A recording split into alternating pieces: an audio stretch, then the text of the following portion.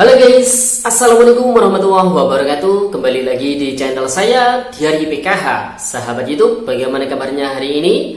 Semoga sahabat YouTube semua dalam keadaan sehat, tambah rizkinya, dan tentunya semakin sukses. Pada kesempatan kali ini saya akan menginformasikan kepada sahabat YouTube semua tentang edisi persiapan pencairan bantuan PKH tahap 3 tahun 2022. Nominal bantuan PKH yang diterima akan sesuai jumlahnya, dan tentunya agar sesuai jumlahnya para KPM harus melakukan ini ya sahabat YouTube. Nah, kira-kira informasi selengkapnya seperti apa? Simak video ini hingga akhir, jangan di skip supaya tidak menimbulkan gagal paham dan tentunya salah paham.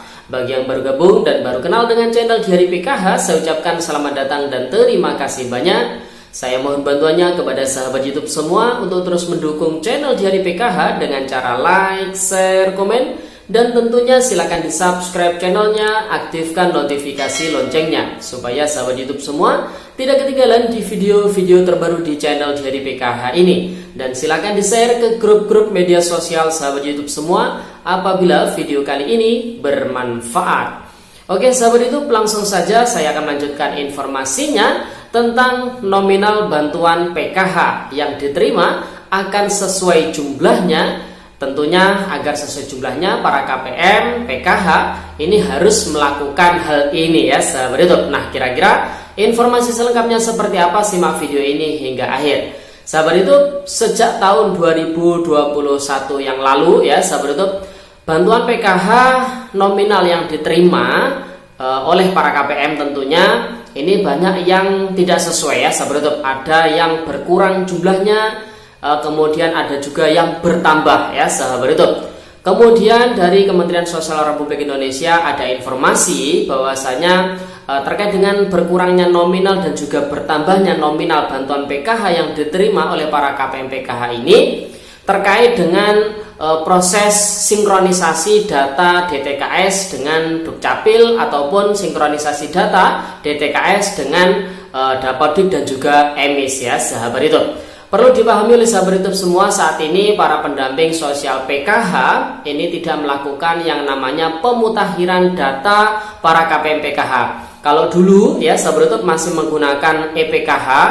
Jadi pemutakhiran para KPM PKH ini dilakukan oleh para pendamping ya sahabat YouTube, di mana ketika ada anak yang sudah lulus, kemudian ketika ada anak balita ya, kemudian ada penambahan anggota keluarga, ini yang melakukan adalah pendamping PKH dengan memasukkan di aplikasi EPKH ya sahabat YouTube. Namun saat ini aplikasi EPKH memang sudah tidak dipakai lagi dan sudah tidak bisa diakses. Oleh sebab itu saat ini proses pemutakhiran data dilakukan secara sistem ya sahabat YouTube dengan mensinkronkan antara data DTKS dengan Dukcapil, kemudian antara data DTKS dengan Dapodik dan juga EMIS ya sahabat YouTube.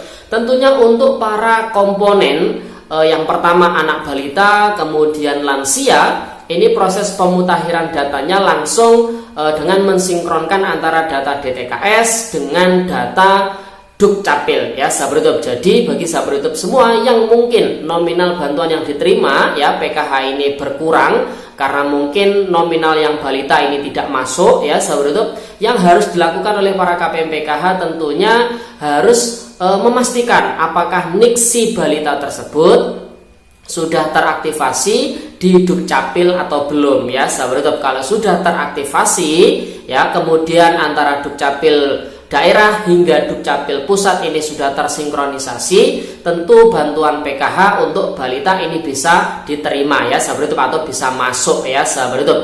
Namun kalau NIK si balita ini masih belum teraktivasi di Dukcapil, masih belum aktif ya NIK-nya, maka bisa dipastikan bantuan untuk komponen anak balita ini tidak bisa dicairkan ya sahabat YouTube.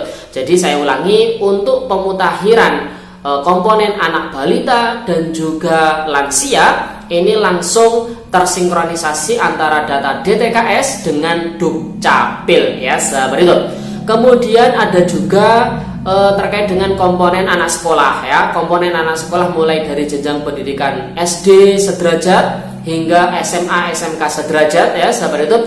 Proses pemutakhiran datanya dengan mensinkronkan secara langsung sistem ya antara data DTKS dengan Dapodik dan juga EMIS. Kalau Dapodik itu adalah sekolah yang di bawah naungan Kementerian Pendidikan dan Budaya. Kalau EMIS itu adalah sekolah yang di bawah naungan Kementerian Agama ya sahabat YouTube. Nah, di Dapodik dan juga EMIS di situ ada ya sahabat YouTube isian terkait dengan siswa biodata kemiskinan ya sahabat YouTube. Jadi identitas kemiskinan di situ ada yang bersangkutan si siswa itu berhak menerima PIP atau tidak. Kalau berhak menerima PIP di situ ketika dicentang nanti ada kolom-kolom berisi nomor PKH, kemudian nomor KKS, nomor KIP, dan itu semua harus diisi ya sahabat YouTube. Nah, proses sinkronisasi antara data DTKS dengan Dapodik dan juga EMIS dilakukan melalui itu ya sahabat YouTube. Jadi para operator sekolah ini harus mengisi secara lengkap isian data kemiskinan para siswa-siswinya ya sahabat YouTube, supaya ketika proses sinkronisasi antara DTKS dengan Dapodik dan juga EMIS ini bisa sinkron dan bisa terbaca bahwasanya si komponen sekolah tersebut tercatat di aplikasi Dapodik dan juga EMIS, sehingga bantuan PKH untuk komponen pendidikan ini bisa dicairkan ya sahabat YouTube.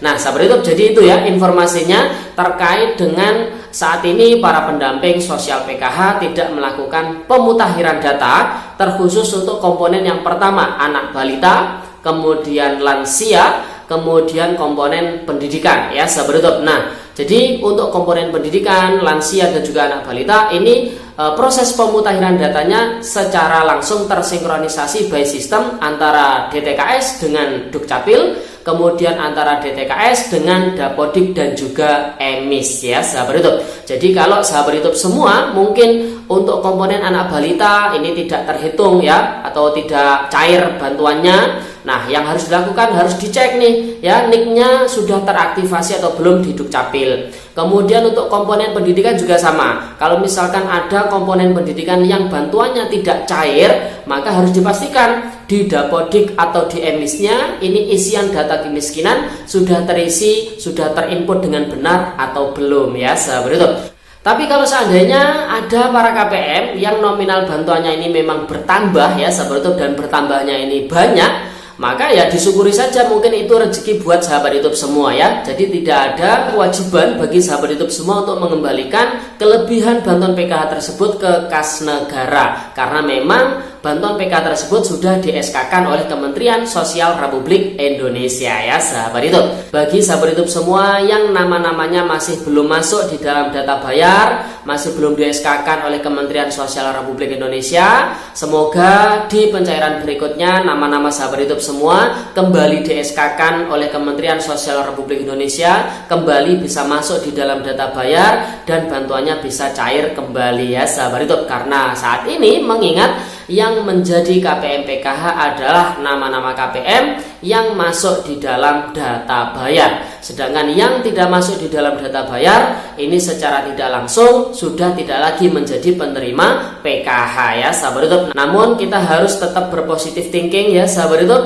Semoga di pencairan berikutnya nama-nama sahabat YouTube semua yang masih belum di-SK-kan, masih belum masuk di dalam data bayar, bisa masuk di dalam data bayar dan bisa cair bantuannya ya sahabat YouTube. Amin. Oke sahabat YouTube, itu informasi pada video kali ini. Semoga videonya bermanfaat dan sampai jumpa di video terbaru di channel Diari PKH yang akan datang. Sekian, terima kasih. Salam PKH. Wassalamualaikum warahmatullahi wabarakatuh.